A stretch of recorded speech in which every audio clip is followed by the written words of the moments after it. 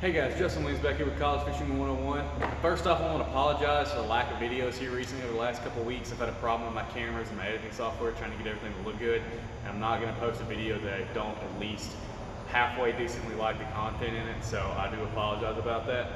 I got a comment on one of my videos about how I do my depth finder and transducer setup and how I keep all the wires compact and put up. So we're just going to do a real quick video on that. Start out with, one thing I highly suggest you grab is a kayak transducer and depth finder mount. You can buy these at any Cabela's, Bass Pro Shops. Any of your kayak stores are going to have these. And all this simply is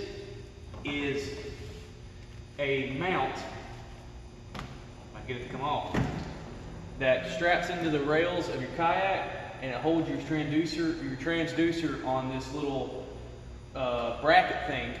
And it lets you loosen it, let your transducer fall in the water. You can easily take your depth finder off if you want to put it in your truck at night to store. And then when you're ready to put it back on, you plug your wires back in.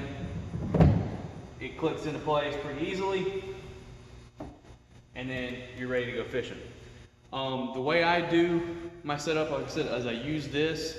You can do this with any sized depth finder. You could put a bigger one. I just run a small little Garmin.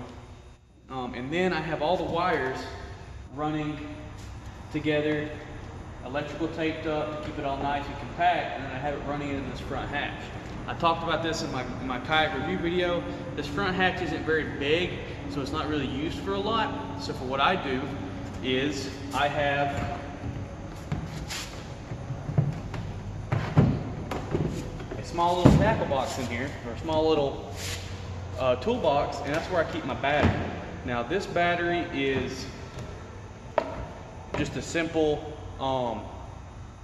deer feeder battery. It's just a small little 12 volt. It's the smallest one I could get for the best price.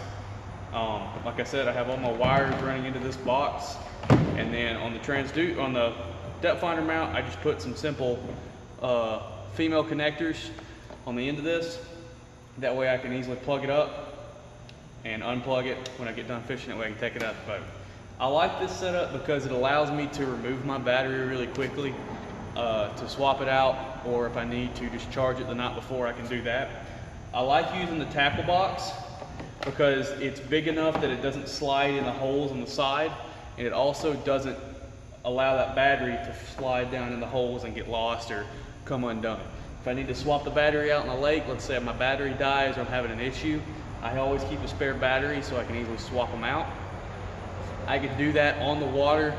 I don't have to worry about my kayak tipping over if I have to reach behind me. I'm in front, I can keep a wide stance, I can keep balanced, I can easily swap this battery out. This battery for me, fully charged, runs close to 18 hours. My depth finder doesn't pull a lot of juice, so it's more than enough for me to do.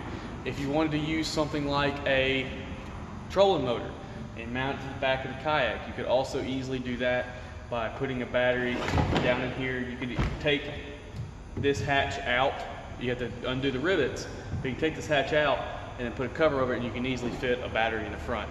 And it's not going to weigh down your kayak too much because all the ballast that you have in the front is going to counteract by all the ballast in the back when you have all your tools and tackle back there.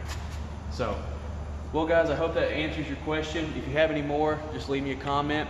But this is how I do my depth finder setup. It's super cheap, it's not really expensive. You see some of those kayak batteries that run close to almost $80 because they're really packed with the lithium ions. But when you have a bunch of dead space, it's not gonna hurt to use it. So, like I always say, like this video, share this video, comment if you have any more questions, and I'll see y'all later.